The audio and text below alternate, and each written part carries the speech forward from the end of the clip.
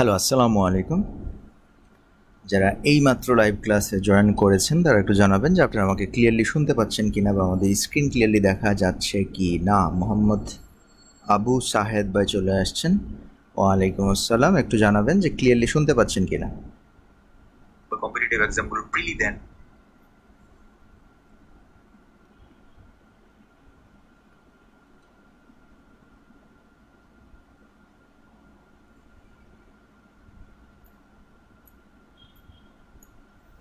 So অনেকে চলে আসছেন, সালাম দিয়েছেন। ওয়ালাইকুম আসসালাম। একটু জানাবেন যে আপনারা ক্লিয়ারলি শুনতে পাচ্ছেন কি না আমাদেরকে।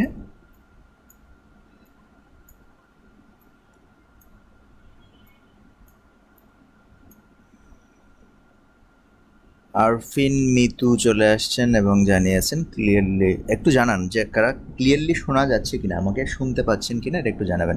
মোহাম্মদ আবু সাইদ ভাই বলেছেন ক্লিয়ারলি শোনা যাচ্ছে। ওকে, সো যারা ক্লাসে অংশগ্রহণ করেছেন কিংবা করবেন, স্যার ক্লিয়ার। ওকে, ওয়ালাইকুম আসসালাম আবদুল্লাহ। হ্যাঁ, ভালো আছি, আশা করি আপনারাও ভালো আছেন, সুস্থ আছেন। তো আজকে আমরা যে ক্লাসটি করব সেটি হচ্ছে 5-এর এইচ অ্যাবসোলুট কনস্ট্রাকশন নিয়ে আমরা আজকে ক্লাসটি করতে যাচ্ছি।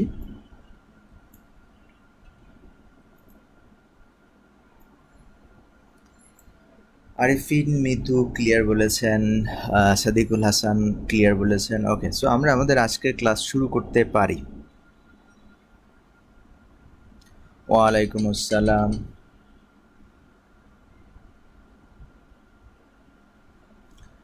তো আমরা একটু আপনাদেরকে স্মরণ করে দিই যে আমরা ক্লাস করছিলাম কি বিষয়ে বা কোথায় ছিলাম, কোথায় থেকে আলোচনা শুরু করেছিলাম সেই বিষয়ে। ঠিক আছে, তো দেখুন আগের ক্লাসটিতে আমরা আলোচনা করেছি আপনার এমফেসাইজ ইন ইংলিশ সেন্টেন্সেস। বিভিন্ন সেন্টেন্সে আমরা জোর প্রদান করে কথাবার্তা বলে থাকি।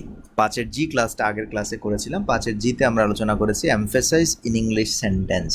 ইংলিশ সেন্টেন্সের মধ্যে কিভাবে জোর দেয়া যায় কিছু একটা কথা, যেমন আমি যাব, আমি যাবই, আমি যাবই যাব, আমি যাব। তো এরকম অনেক এক্সপ্রেশন আছে যেগুলো আমরা একটু জোর দিয়ে বলি, একটু জোরালো ভাব প্রকাশ করার জন্য। সেগুলো নিয়ে আমরা 5-এর জি ক্লাসে আলোচনা করেছি।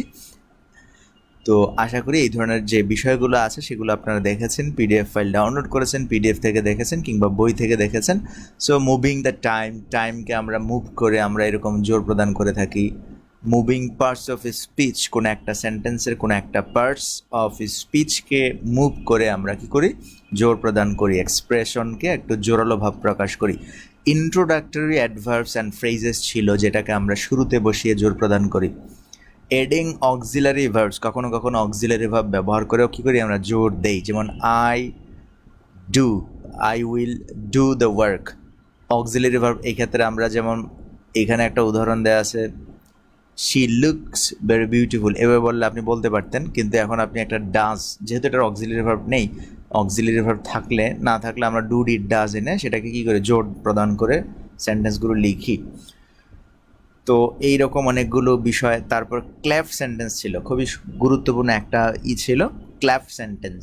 সেন্টেন্সকে কিভাবে ভাঙা হয়, কিভাবে নতুন করে গড়া হয়, এই ক্ল্যাফ সেন্টেন্সের মাধ্যমে আমরা কি করি, ইংলিশ সেন্টেন্সের মধ্যে কোনো একটা অংশ বা পার্টকে জোরালোভাবে প্রকাশ করে থাকি, জোর প্রদান করে থাকি বিভিন্ন দৃষ্টিকোণ থেকে। এই বিষয়গুলো আশা করি বুঝেছেন।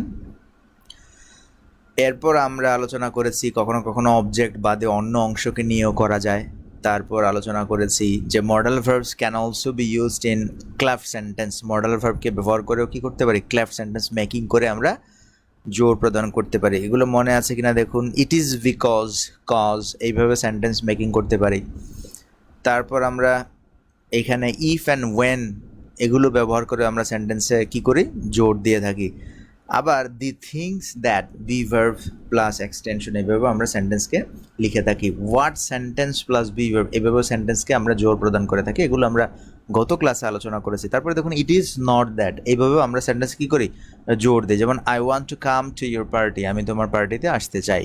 তো এটাকে আমরা বলতে পারি এইভাবে যে it is not that I don't want to come your party, যে আমরা এরকমটা না, এমন নয় যে আমি তোমার পার্টিতে আসতে চাই। সো এই ব্যাপারটা এভাবে আমরা বিভিন্নভাবে। তারপর দেখুন ইট is not that, it is that, it is just that, but rather that, but, এইভাবে আমরা সেন্টেন্সের মধ্যে এমফেসাইজ তৈরি করতে পারি। তো পুরো ব্যাপারটা পিডিএফে খুব সুন্দর করে দেওয়া আছে। নট টু সে বলেও আমরা জোর প্রদান করে থাকি। তারপর দেখুন সিউডো ক্লেফট সেন্টেন্স বলেও একটা টপিকস ছিল, এই টপিক্সটা আমরা আগের ক্লাসে ক্লিয়ার করেছি। What clause plus V verb plus emphasized word or phrase, এই স্ট্রাকচারে আমরা কোনো একটা সেন্টেন্সকে মূল নর্মাল সেন্টেন্স থেকে একটু জোরালো সেন্টেন্সে আমরা কনভার্ট করতে পারি। I need a cup of tea now, এটা আপনি না বলে আপনি বলতে পারেন what I need now is a cup of tea, what I need now is a cup of tea. তো আগের সেন্টেন্সটা হচ্ছে একদম সাধারণ, বাট নিচের সেন্টেন্সটা হচ্ছে একটু জোরালো।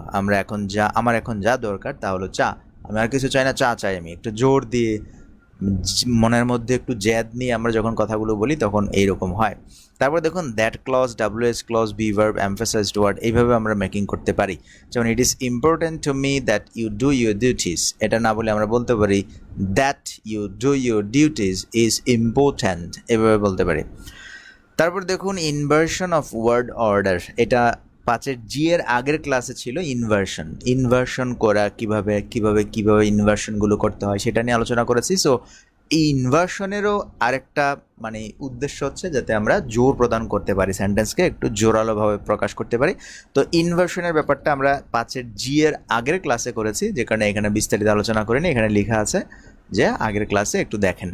ওকে, সো আমরা আজকে যে ক্লাসটি করব সেটি হচ্ছে 5-এর এইচ। যারা বই নিয়েছেন, দেখুন বই নিয়েছেন, চ্যাপ্টার শেষ, আপনি কি করবেন, এই যে ক্লাস টেস্ট দিবেন আর নতুন চ্যাপ্টার শুরু করবেন, এই যে লাইভ ক্লাসটি স্ক্যান করে দেখা শুরু করবেন, ঠিক আছে? 5-এর এইচ ক্লাসে আসছি। 5-এর এইচ ক্লাস হচ্ছে অ্যাবসোলুট কনস্ট্রাকশন। আমরা আজকের ক্লাস করব অ্যাবসোলুট কনস্ট্রাকশন নিয়ে।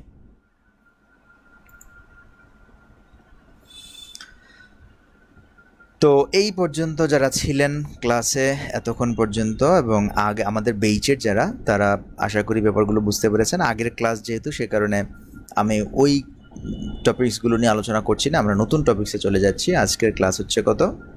আজকের ক্লাস হচ্ছে 5-এর এইচ।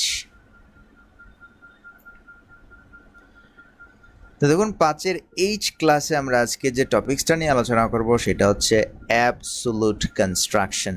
এটা একটা নতুন বিষয়, আপনারা যারা আগে পড়েন নাই বা আগে দেখেন নাই, আগে শোনেন নাই। অ্যাবসোলুট কনস্ট্রাকশন বলে একটা ইংলিশে একটা ফ্রেজ আছে, সেই ফ্রেজটা নিয়ে আমরা আলোচনা করতে যাচ্ছি আজকে। সো অ্যাবসোলুট কনস্ট্রাকশনের যদি আমরা সংজ্ঞা দেখাই, যে ডেফিনেশনটা কি অ্যাবসোলুট কনস্ট্রাকশনের, তাহলে এটা দেখতে হবে আপনাকে। এটা কি, যে আ ফ্রেজ, এমন একটা ফ্রেজ, এটাকে আমরা কখনো কখনো বলতে পারি অ্যান ইন্ডিপেন্ডেন্ট ফ্রেজ, স্বাধীন ফ্রেজ বলতে পারি।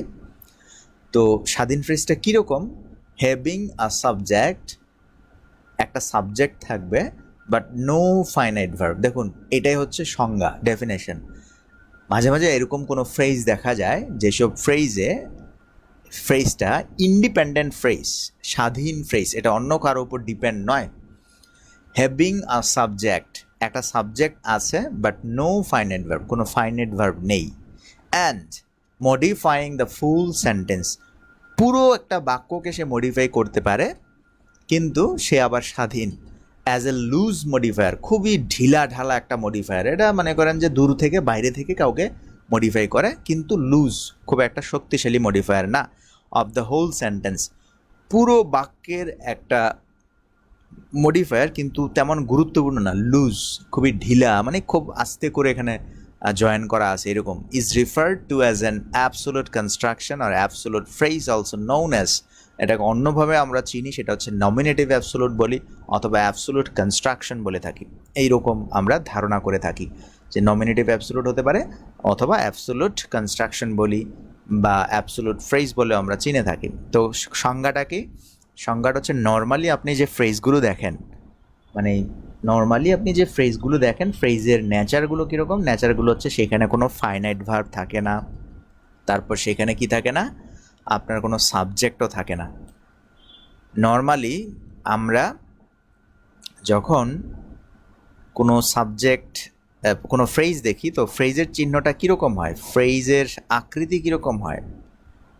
ফ্রেজের আকৃতি হয় আপনার, সেখানে কোনো সাবজেক্ট থাকে না, ঠিক আছে? কোনো সাবজেক্ট থাকবে না, আবার ফাইনাইট ভার্ব তো ভুলেও না। যদি এই দুইটা উপস্থিত থাকে তাহলে তো সেটা আপনার ক্লজ হয়ে যাবে, ফ্রেজ নাম। ওকে, ফাইনাইট ভার্বও থাকে না, আবার কি থাকে না, সাবজেক্টও থাকে না, যেটা ফ্রেজ আর কি। ফ্রেজে এই জিনিসগুলো অনুপস্থিত, কিন্তু ক্লজে আবার এই দুটা জিনিসই থাকে। ক্লজে কি থাকে, এই দুটা জিনিসই থাকে, বাট ফ্রেজে এই দুটা জিনিস থাকে না। সেইখান থেকে যখন আপনি দেখবেন যে কোনো একটা ফ্রেজে সাবজেক্ট আছে কিন্তু ফাইনাইট ভার্ব নেই, মানে সাবজেক্টটা আছে কিন্তু ফাইনাইট ভার্ব নেই, তারপরও এটা ফ্রেজ, এবং ওই ফ্রেজটাকে বলা হয় অ্যাবসোলিউট কনস্ট্রাকশন। আমি কি বুঝাতে পেরেছি? নমিনেটিভ অ্যাবসোলিউটও বলা হয়, আবার অ্যাবসোলিউট কনস্ট্রাকশন বলা হয়। তার মানে সাবজেক্ট থাকতে পারে কিন্তু ফাইনাইট ভার্ব থাকবে না। সাবজেক্ট ফাইনাইট ভার্ব নেই, দুটাই অনুপস্থিত, তাহলে সেটাকে আমরা ফ্রেজ বলি। বাংলায় ফ্রেজ বলি, ফ্রেজ, ইংলিশে ফ্রেজ বলি। এই ফ্রেজে কি থাকে না, সাবজেক্টও থাকে না, ফাইনাইট ভার্বও থাকে না, কিন্তু নমিনেটিভ অ্যাবসোলিউট যে ফ্রেজটা আছে সেটাতে সাবজেক্ট থাকে।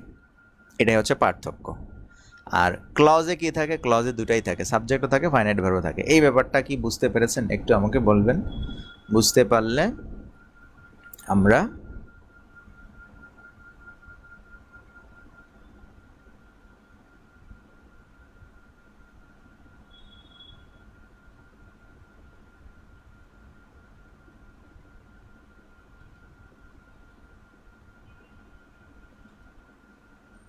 যারা ক্লাসে আছেন একটু বলবেন যে বুঝতে পেরেছেন কিনা বিষয়গুলো।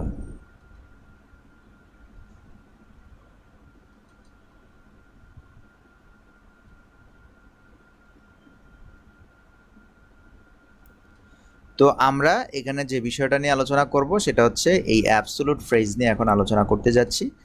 তো প্রথমত আমরা বলছি যে অ্যাবসোলুট ফ্রেজ কি করে।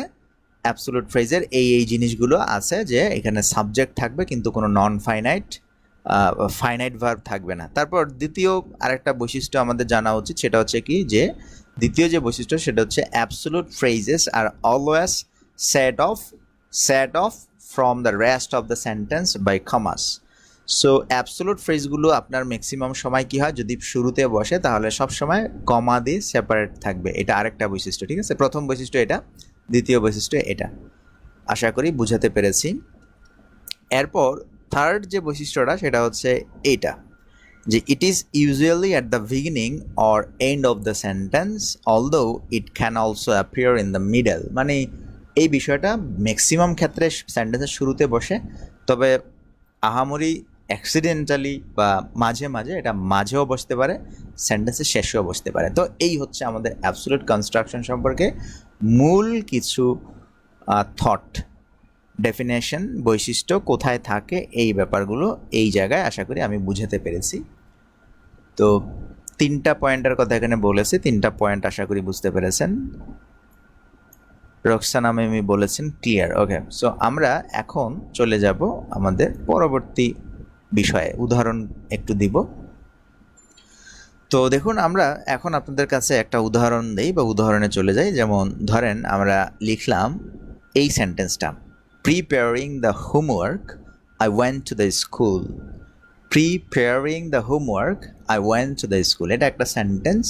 এই সেন্টেন্সের মধ্যে আপনার এই যে প্রিপেয়ারিংয়ের যে অংশটা কমা দিয়ে সেপারেট করা আছে, বলতে হবে এটা কি absolute phrase. Preparing the homework I went to the school, এটা আপনাকে বলতে হবে যে এটা কি অ্যাবসোলিউট ফ্রেজ কিনা। যারা ক্লাসে আছেন, এটা আমরা যে এই মুহূর্তে যে সংজ্ঞাগুলো পড়েছি সেই সংজ্ঞা অনুযায়ী এই ফ্রেজটা অ্যাবসোলিউট ফ্রেজ কিনা একটু বলবেন। Preparing the homework, I went to the school.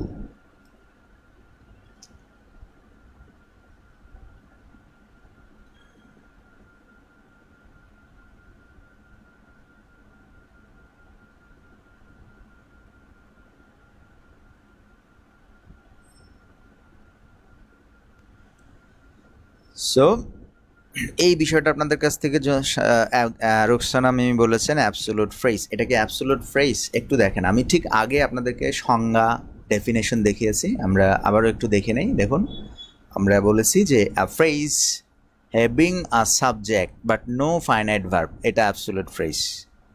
Absolute phrase comma দিয়ে সেপারেট থাকে এবং এটা সেন্টেন্সের ম্যাক্সিমাম ক্ষেত্রে শুরুতে বসে, এটা হচ্ছে বৈশিষ্ট্য। আর সেই বৈশিষ্ট্য অনুযায়ী প্রিপেয়ারিং দ্য হোমওয়ার্ক, এটা কমা দিয়ে সেপারেট করা আছে, একটা শর্ত পূরণ করা হয়েছে, বাট আরেকটা যে শর্ত আছে সেটা কিন্তু এখানে মিসিং, এখানে কিন্তু সাবজেক্ট নেই। সো এটা কি না, এটা কিন্তু অ্যাবসোলুট ফ্রেজ না। আমি বুঝি না সবাই অ্যাবসোলুট ফ্রেজ আনসার করছেন কেন। অ্যাবসোলুট ফ্রেজের সংজ্ঞাটা আবারও ভালো করে একটু দেখুন, ডেফিনেশনটা, phrase having a subject but no finite verb. এই কথাটার মানে হচ্ছে কি, এমন একটা ফ্রেজ যেটার কোনো ফাইনাইট ভার্ব নেই, বাট কি আছে, সাবজেক্ট আছে।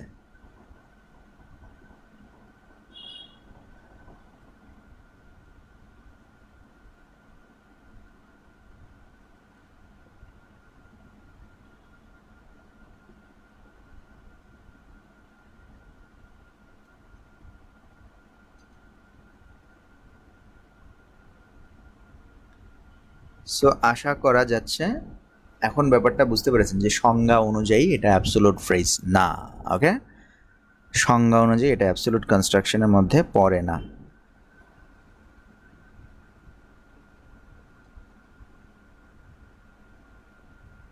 কার উপর ডিপেন্ড নয়, হ্যাভিং আ সাবজেক্ট। সো এটা হচ্ছে সংজ্ঞা অনুযায়ী অ্যাবসোলুট কনস্ট্রাকশন নয়। তো এটা সরি, এই ফ্রেজটা অ্যাবসোলুট কনস্ট্রাকশন নয়, সংজ্ঞাতে আমাদের পড়ছে না। তো এটা আসলে কি, এটা নর্মাল ফ্রেজ, অ্যাবসোলুট ফ্রেজ না, এটা হচ্ছে নর্মাল কোনো একটা ফ্রেজ। সো নর্মাল ফ্রেজ হতে পারে, অন্য কোনো ফ্রেজ হতে পারে যেটা ফ্রেজের সংজ্ঞা অনুযায়ী পড়ে, বাট অ্যাবসোলুটে না। তো এটার মধ্যে কেন এটা না, কারণ এটার মধ্যে কোনো সাবজেক্ট নাই। দেখুন সাবজেক্টটা মিসিং আছে, যে কারণে এটা অ্যাবসোলুট ফ্রেজ না। সাইদুল হাসান, লিনা, সালমা রাহি বলেছেন। তো দেখুন এই ব্যাপারটা বুঝতে পেরেছেন কিনা, এটা কিন্তু আপনার কিনা absolute phrase, normal phrase, absolute phrase না, এটা নর্মাল কোনো একটা ফ্রেজ। প্রিপেয়ারিং দ্য হোমওয়ার্ক মানে হোমওয়ার্ক করে আমি I went to the school, আমি স্কুলে গেলাম।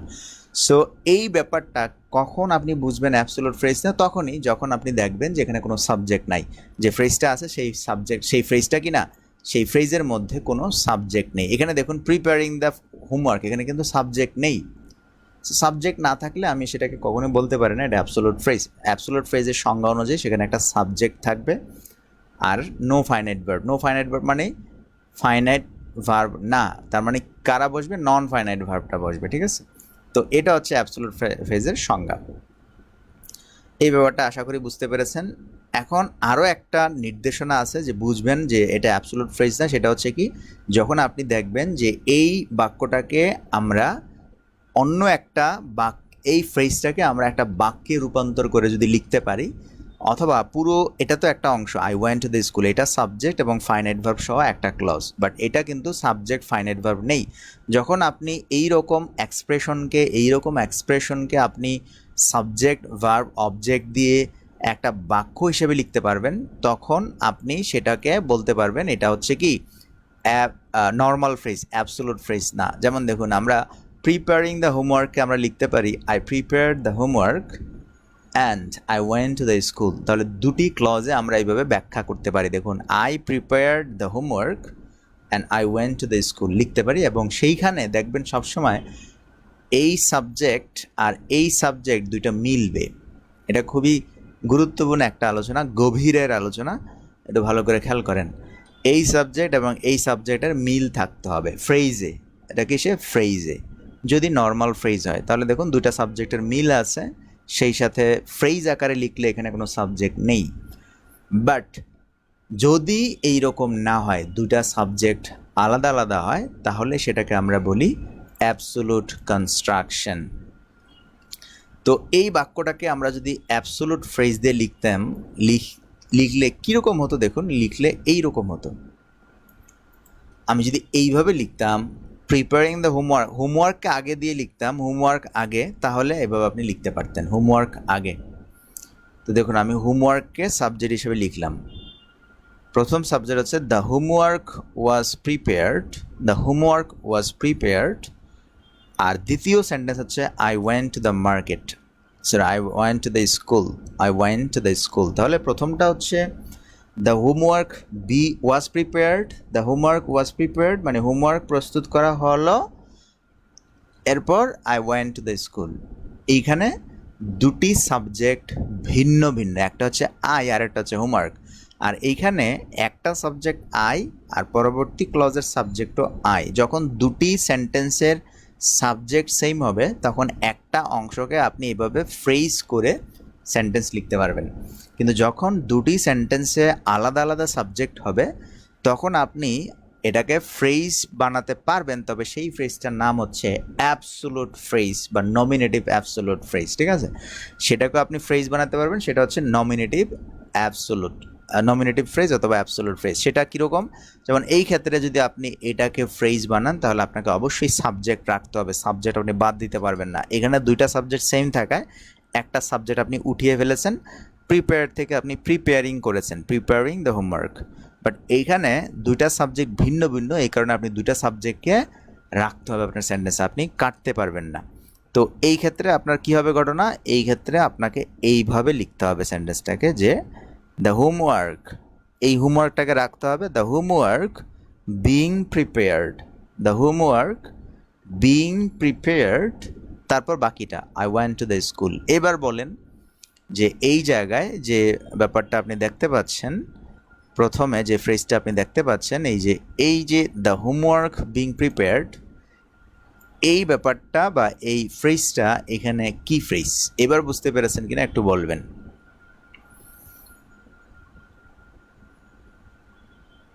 দ্য হোমওয়ার্ক বিং প্রিপেয়ার্ড, এই পর্যন্ত যে ফ্রেজটা আছে এই ফ্রেজটাকে আমরা বলি নমিনেটিভ অ্যাবসোলুট বা নমিনেটিভ ফ্রেজ বা অ্যাবসোলুট ফ্রেজ। ওকে, ব্যাপারটা বুঝতে পেরেছেন কিনা একটু দেখেন।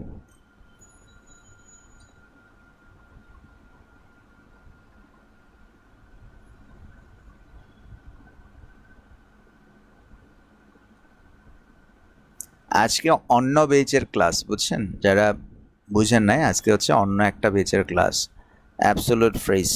এবার যে অংশটা আপনি দেখতে পাচ্ছেন এটাকে বলা হয় অ্যাবসোলুট ফ্রেজ। এই হচ্ছে আমাদের অ্যাবসোলুট ফ্রেজের ব্যাপারটা। ঠিক আছে, এটাকে আমরা নমিনেটিভ অ্যাবসোলুট বলবো বা অ্যাবসোলুট ফ্রেজ বলবো।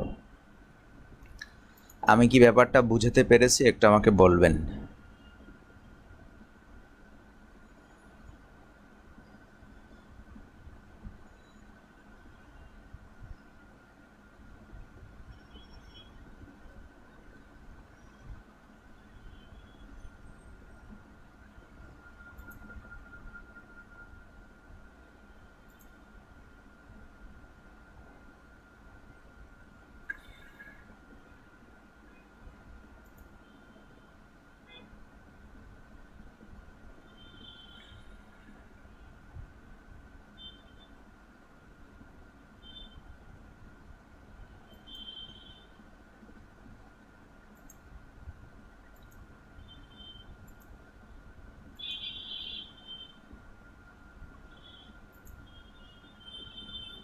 ওকে, রোকসানা মিমি বলেছেন ক্লিয়ার। তো আমরা আরও কিছু উদাহরণ দেখাই আপনাদেরকে যে অ্যাবসোলুট ফ্রেজের আর কি কি উদাহরণ হতে পারে। তো চলুন আমরা আমাদের পিডিএফে চলে যাই।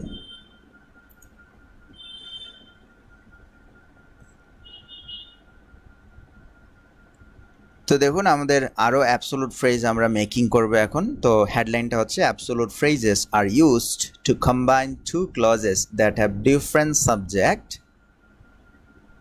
a technique to captivate a reader's interest।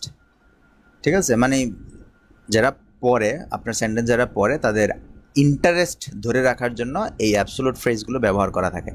যেমন ধরুন আপনি দুটা বাক্য এভাবে বললেন, একটা হচ্ছে ইট ওয়াজ স্টর্মি ডে, একটা সেন্টেন্স। তারপর আরেকটা সেন্টেন্স বললেন উই স্টেইড ইনসাইড হাউস, আমরা বাড়ির ভিতরে ছিলাম।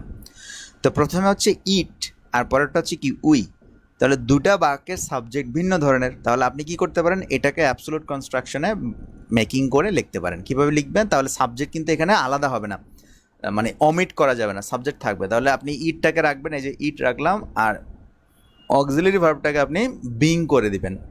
অ্যামিজার ওয়াজ ওয়ারের আইএনজি ফর্ম কি বিং।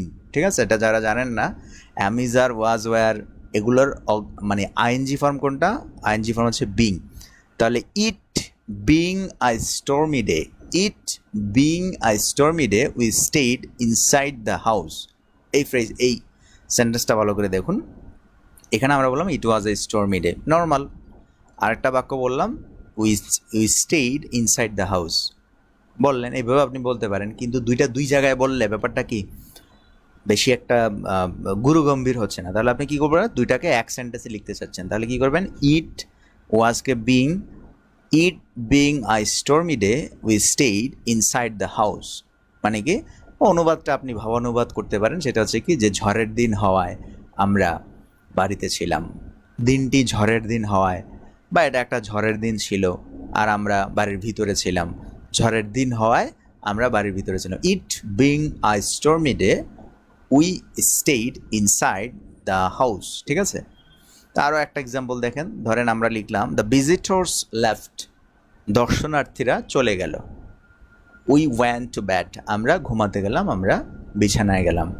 দুটো বাক্য। এখন আপনি এটাকে কী করলেন, সেন্টেন্সটাকে আপনি অ্যাবসোলিউট কনস্ট্রাকশন বানাতে যাচ্ছেন, তাহলে লিখলেন the visitors having left we went to bad, we went to bad. এই ক্ষেত্রে যেটা করবেন সেটা হচ্ছে যে যেহেতু এটা পাস্ট ফর্মের যেহেতু আছে, পাস্ট টেন্সে যেহেতু আছে, এই ক্ষেত্রে তাহলে বোঝা যাচ্ছে দ্য ভিজিটর্স লেফট, দর্শনার্থীরা চলে গেল, এবং চলে যাওয়ার পরে আপনি কি করলেন, বিছানায় গেলেন, ঘুমাতে গেলেন। তাহলে একটা জিনিস যখন পরে আরেকটা জিনিস হয়, তো যেটা পরে হয় সেটাকে আমরা কি করি, পাস্ট প্রেজেন্ট পারফেক্ট টেন্স দিয়ে আমরা করি, মানে ওই অ্যাবসোলিউট কনস্ট্রাকশন করি। যেমন দ্য ভিজিটর্স হ্যাভিং লেফট, এর মানে হচ্ছে চলে যাওয়ার পর we went to the bed. ঠিক আছে, এইভাবে আপনি করতে পারেন, the visitors having left we went to bed, আমরা বিছানায় গেলাম বা ঘুমাতে গেলাম। ওকে, তো এই ব্যাপারটা দেখুন বুঝতে পেরেছেন কিনা। তারপর দেখুন, you can often add a with to turn the phrase into a prepositional phrase that act as an adverbial with added in bracket.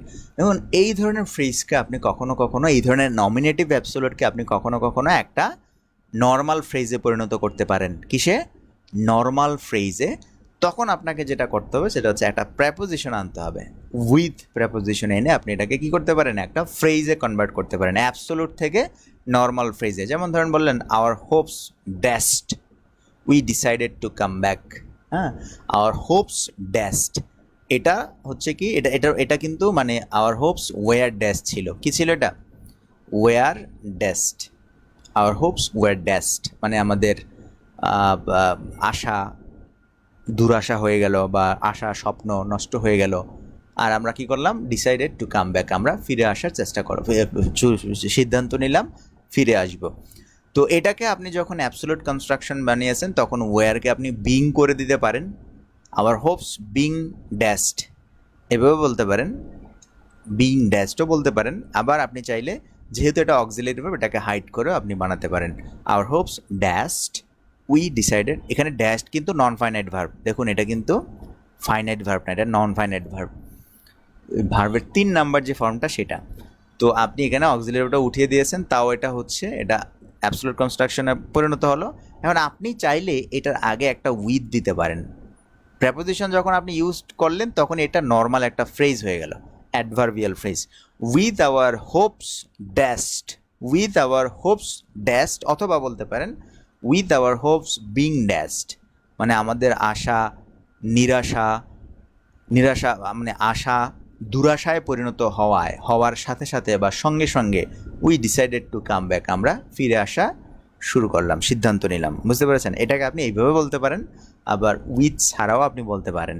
With ছাড়া বললে সেটা নমিনেটিভ অ্যাবসোলুট, আর উইথ দিয়ে বললে এটা নর্মালি অ্যাডভার্বিয়াল একটা ফ্রেজে পরিণত হয়েছে। ওকে, সো এই ব্যাপারটা আশা করি বুঝাতে পেরেছি। এই উইথ দিয়ে এক্সপ্রেশনগুলো পত্রিকায় আপনি বেশিরভাগ সময় দেখবেন, পত্রিকায় থাকে এগুলো। তারপর আমরা আরও কিছু দেখতে পারি, যেমন হি স্টপড, সে থেমে গেল, উইথ হিজ হ্যান্ডস শেকিং আনকন্ট্রোলেবলি, মানে কি সে থেমে গেল, উইথ দিলেও পারেন, আবার আপনি কমা দিয়ে যে শেষে অ্যাবসোলিউট কনস্ট্রাকশন বসতে পারে বললাম, শেষেও বসতে পারে, মাঝেও বসতে পারে। তো শেষে কীভাবে বসছে দেখুন, সাবজেক্ট হচ্ছে হি আর এখানে সাবজেক্ট হচ্ছে হিজ হ্যান্ডস, তার মানে দুইটা সাবজেক্ট ভিন্ন। হিজ হ্যান্ডস শেকিং এখানে ছিল কি, নর্মালি ছিল were shaking, his hands were shaking, were ছিল, বাট আমরা এখানে ওয়ার দিইনি, ওয়ার না দিয়ে এখানে কি সরাসরি যেহেতু আইএনজি আছে সরাসরি হ্যান্ডস শেকিং আনকন্ট্রোলেবলি, এটা আপনি দিতে পারেন, এটা দিলেও হবে। আবার আপনি চাইলে এটাকে পুরো একটা ফ্রেজে পরিণত করতে চাইলে আপনি উইথ দিয়ে দিলেন, উইথ হিজ হ্যান্ডস শেকিং আনকন্ট্রোলেবলি, তাহলে তিনি থেমে গেলেন তার হাত অনিয়ন্ত্রিতভাবে কাঁপতে থাকায় বা কাঁপছে বা কাঁপতে থাকায় আমরা এরকম কথা বলে থাকি, তার হাত কাঁপছে আর সে এই জন্য থেমে গেল। এরকম বড় কথা না বলে আপনি বলবেন কি he stopped his hands shaking uncontrollably. এগুলো বেশিরভাগ সময় আপনি দেখবেন পত্রিকায় তখন থাকলে উইথ দিলে আপনি সহজে বুঝেন, বাট উইথ না দিলে আর বুঝতে পারেন না। এই ব্যাপারগুলো খেয়াল করবেন। ওকে, এই ব্যাপারটা আশা করি বুঝতে পেরেছেন। এরপর আমরা আসি often. To make an absolute phrase into a full clause, all you have to do is provided some form of the verb be plus a connector. For example, তো প্রথম to make an absolute phrase বানানোর জন্য আমরা এই কাজ করতে পারি। যেমন দেখুন, মানে অ্যাবসোলুট ফ্রেজকে আপনি একটা ক্লজে মেকিং করতে কি করতে পারেন, অ্যাবসোলুট ফ্রেজকে আপনি একটা ক্লজ বানাতে পারবেন শুধু একটা কানেক্টর ইউজ করলে। যেমন ধরেন বললাম উইথ আওয়ার হোপস ড্যাশড, এখানে উইথ দিয়ে বলেছিলাম, সো উইথ দিয়ে না বলে আপনি কি করতে পারেন, এখানে একটা কানেক্টর আনলেন অ্যাজ, তাহলে অ্যাজ আওয়ার হোপস, আর এই যে আগে এখানে ওয়্যার ছিল একটা, সেটা আবার দিয়ে দিতে হবে কারণ ক্লজ এটা। তাহলে ক্লজ মেকিং করলেন as our hopes were dashed we decided to come back. ঠিক আছে, যারা নতুন আছেন বুঝতেছেন না ক্লজ নিয়ে, এগুলো নিয়ে, এটা কিন্তু আমাদের 5th ফেজের 5ম ধাপের ক্লাস। তো আগে অলরেডি আমরা 1st, 2nd, 3rd, 4th phase পর্যন্ত ক্লাস করিয়েছি। সেখানে ক্লজ কি, ফ্রেজ কি, কানেক্টর কি, কোঅর্ডিনেটিং কনজাংশন কি, সাবঅর্ডিনেটর কনজাংশন কি, কীভাবে ক্লজ মেকিং করে, এগুলো কিন্তু শিখিয়েছি। সো এখানে কিন্তু আমি ডিটেলস আলোচনা করছি না। সো আমি বলছি যে একটা অ্যাবসোলুট ফ্রেজকে আপনি চাইলে আবার একটা ক্লজ মেকিং করতে পারেন, মানে ক্লজ দিয়েও লিখতে পারেন। আবার ক্লজকে আপনি তাহলে কী করতে পারেন, অ্যাবসোলুট ফ্রেজ দিয়ে লিখতে পারেন। অ্যাবসোলুট ফ্রেজকে আবার উইথ দিয়ে আপনি একটা নর্মাল ফ্রেজে পরিণত করতে পারেন।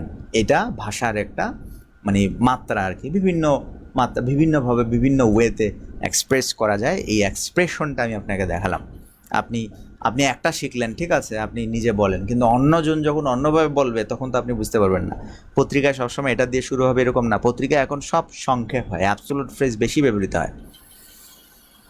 তো এইভাবে দেখুন আমরা বলতে পারি, যেমন এটা he stopped with his hands shaking uncontrollably, এটা আপনি এইভাবে না বলে এইভাবে বলতে পারেন he stopped while his hands were shaking, while his hands were shaking, এইভাবে বলতে পারেন। এটা হচ্ছে বলার একটা ভিন্ন ওয়ে, ঠিক আছে।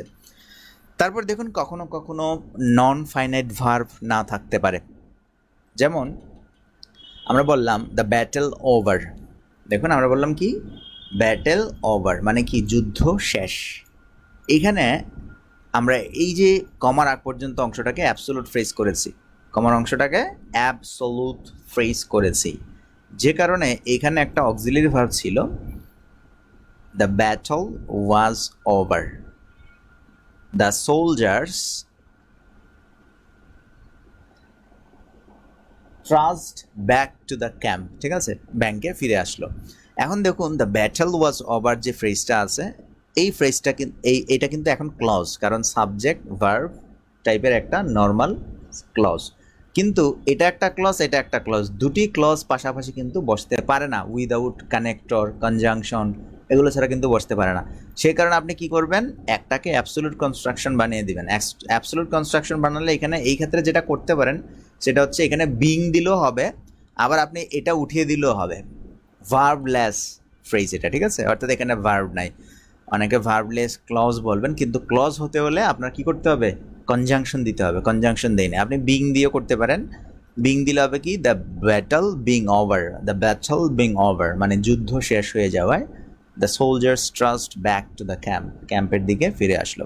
এখন এই ক্ষেত্রে আমরা বিং অর ওয়াজ এই পুরো ব্যাপারটাকে উঠিয়ে দিলেও আপনার অ্যাবসোলুট কনস্ট্রাকশন হবে দ্য ব্যাটল ওভার। আমরা অনেক সময় এরকম বলি যুদ্ধ শেষ, শত শত মানুষ মারা গেল। এই যে যুদ্ধ শেষ, শত শত মানুষ মারা গেল, এই যুদ্ধ শেষ অংশটা হচ্ছে অ্যাবসোলুট, মানে এটার সাথে এটার সম্পর্ক নাই, ঠিক আছে, এইরকম একটা অর্থ। যুদ্ধ শেষ এটা একটা স্বাধীন অংশ। এরপর বললেন হাজার হাজার মানুষ মারা গেল, হাজার হাজার সৈন্য তাদের আস্তানায় ফিরে আসলো, এরকম কথাবার্তা বলার ক্ষেত্রে আমরা অ্যাবসোলুট ফ্রেজ ব্যবহার করি। তাহলে the battle over, the soldiers trust back to the camp, এভাবে বলতে পারেন। কারণ এটাকে আপনি যদি ক্লজ বানান তাহলে বলবেন কি when the battle was over, when the battle was over the soldiers trudged back to the camp, এভাবে আপনি বলতে পারেন। ঠিক আছে, এই ব্যাপারগুলো বুঝতে পেরেছেন কিনা একটু আমাকে বলবেন, বুঝাতে পেরেছি কিনা আপনি আমাকে একটু জানাবেন।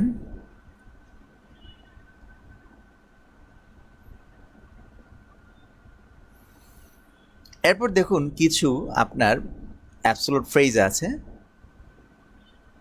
এই হেডলাইনটার দিকে একটু খেয়াল করেন। We can change an absolute phrase into a subordinate adverb clause of time, condition, cause আর কনসেশন। অর্থাৎ অ্যাবসোলুট ফ্রেজগুলোকে আমরা চাইলে adverbial clause of time, adverbial clause of condition, adverbial clause of cause or effect, adverbial clause of concession আমরা রূপান্তর করতে পারি, এটা আপনার ইচ্ছা।